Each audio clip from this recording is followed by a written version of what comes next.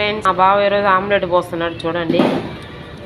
దీంట్లో ఒక ఉల్లిపాయ, ఒక టమాటా, ఒక 3 గుడ్లు చూడండి, కొంచెం కారం, కొద్దిగా గరం మసాలా, కొంచెం మిరియాల పౌడర్, కొంచెం సాల్ట్ వేసి బాగా కలిపి పోసుకోవాలండి.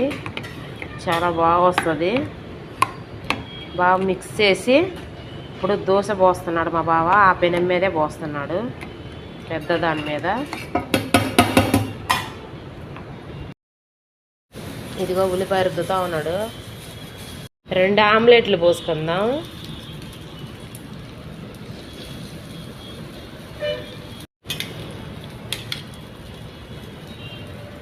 కనమాక ఉన్ని కొంచెం ఆయిల్ వేసుకుందాం. కాలిన తర్వాత తిరగేసుకోవాలి, లేకపోతే విరిగిపోయిద్ది ఇప్పుడే తిరగేస్తే.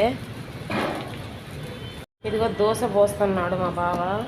ఇదిగో కొన్ని పోసాడు. దోశకి టమాటా చట్నీ, ఇదిగో పల్లీ చట్నీ. ఇదిగో కాలింది, తిరగేస్తే ఊడిపోయేటట్టుంది. పెద్దది పోసాం కదా, తిరగేసాడు. ఇంకొకరు కూడా తిరగేస్తున్నాడు. వెరీ గుడ్ మా బావ. అదిగో తిరగేసాడు విరిగిపోకుండా.